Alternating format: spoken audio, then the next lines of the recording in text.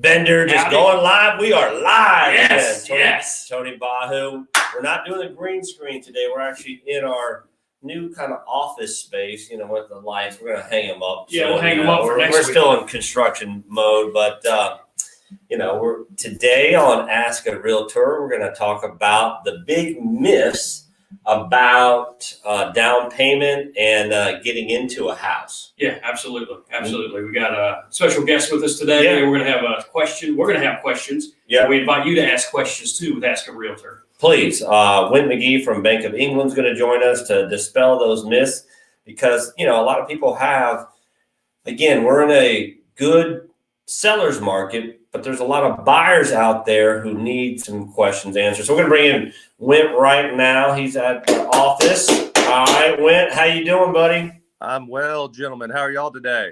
We're doing very well. So, there's about 4 or 5 key myths that we kind of looked up, and we'd like to get those answered from one of the experts in the field. The first one I always have is a conventional loan. Everyone thinks it's 20% down no matter what, but that's not always the case, right? Absolutely.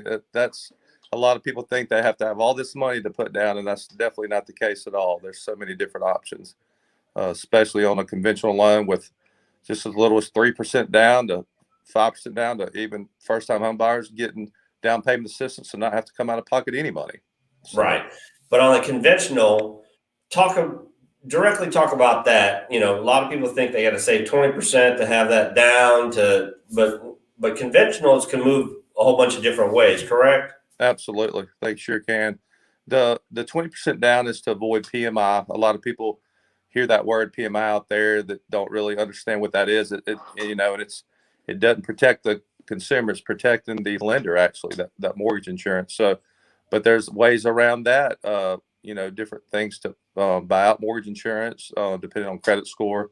And also there's options to try, especially when you're coming in as your first time, you want to look at every option possible on that conventional loan because you can take advantage of so many different things as far as down payment assistance goes. So, all right.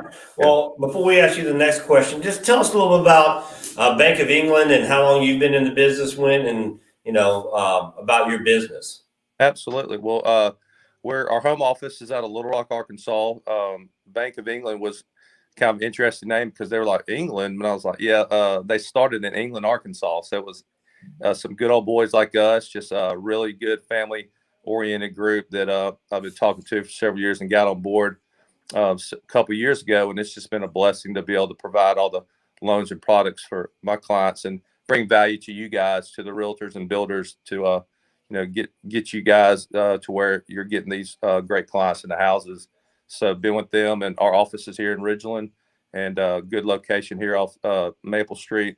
And if there's a product out there, we can find it if it's available. That's what we really love about our platform that we have here at BOE Mortgage. So. Good deal. We want to say Cindy, welcome aboard watching. She's always a big fan of ours. Cindy?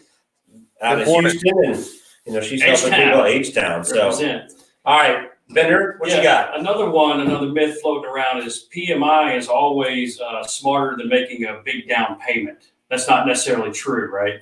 That's absolutely not true at all because, PMI can be very low of a payment depending on what type of loan you do and the structure that we try to find every niche for every client's different. That's why I love our job. Everybody's totally different. We got to find the right product and program for that individual and that family.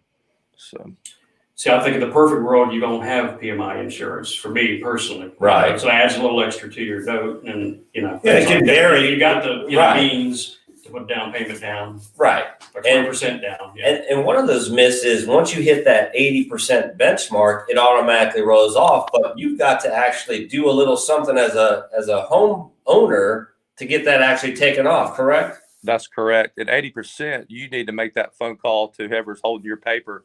Say, I want you to look at my, what I owe, my balance, and what my value is of my house. At 78%, if you don't make that phone call, then it falls off. But with values going up the way they do, I have clients putting 5 and 10% down a year ago, and they're calling their lender saying, hey, look at what my house is worth now. Will y'all please take a look at this? and that really helps out. So not necessarily you need to wait a long time. If, in our market, the values, the comps are good right now. I recommend people calling that been in their house a couple of years to have mortgage insurance to see where they are. Oh, you need to do that with Farmington. Yeah. Farmington Station, yeah. That joker's almost 200 grand right I'm now. gonna sell that for $500,000. Crazy. Nuts. All right. So what's another myth you found? Another one I heard just the other day from a client was the down payment is the only money you need to bring to the closing table. And I had to say, no, there's other things you have to bring to the closing table, not just the down payment, right? Absolutely. You guys are real good about this when you're negotiating for your clients to get those closing costs paid for by the seller sometimes to help their bottom line. Just what was that, 2 weeks ago? We had a USDA loan. That's 100% financing, correct? Well, right. It is. But if you don't have in the contract X amount of dollars paid in closing costs, you're still coming to the table, even though that's 100% financing loan. So what you try to do is you try to structure the deal where everybody wins, the buyer, the seller, and try to structure where, hey, I want to keep my money in my pocket. Let's get the sales price right, but let's get the closing costs right too, so I can walk in there with no money. And I ran into this. I have a veteran who I'm representing, and again, this is bad on my part because I thought, all right, he's a disabled vet, he's going to get 100% financing. That means his no property in taxes, whatnot. He's still having to come out of pocket, and I should have asked his lender, what is the loan estimate, right? Right. So what does that conversation need to happen? Does it need to happen right before you make the contract offer? When should an agent or even a buyer have that? What is my closing cost going to be? What is my loan estimate going to be? When does the LE need to happen?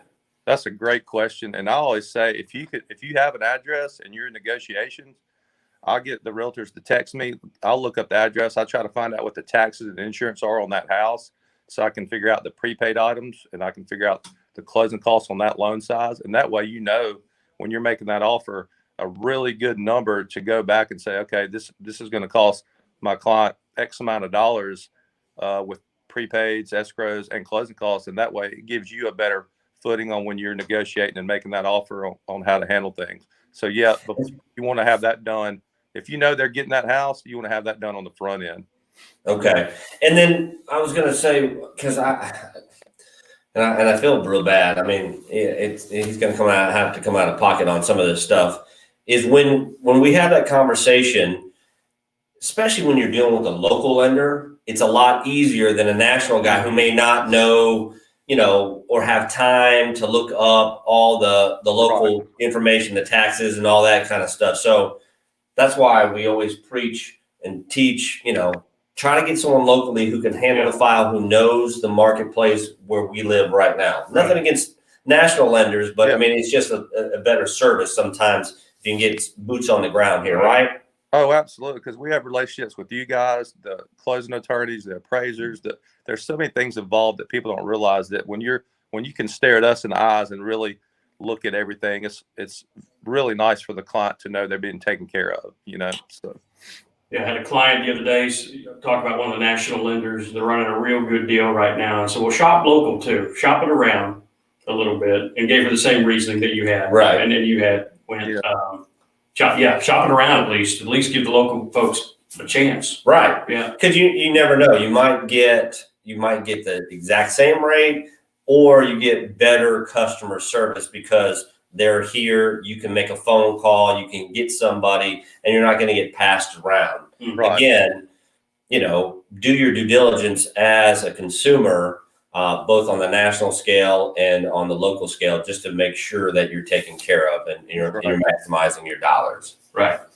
Another big myth is down payment assistance is only for first-time home buyers. Not true. Not necessarily. We look at several things. Income. Some of this stuff is income driven. Some of this stuff is, hey, you hadn't owned a house in over 3 years. You just got back put in the first-time home buyer category. Wow. So a lot of people think, well, I owned a home 5 years ago.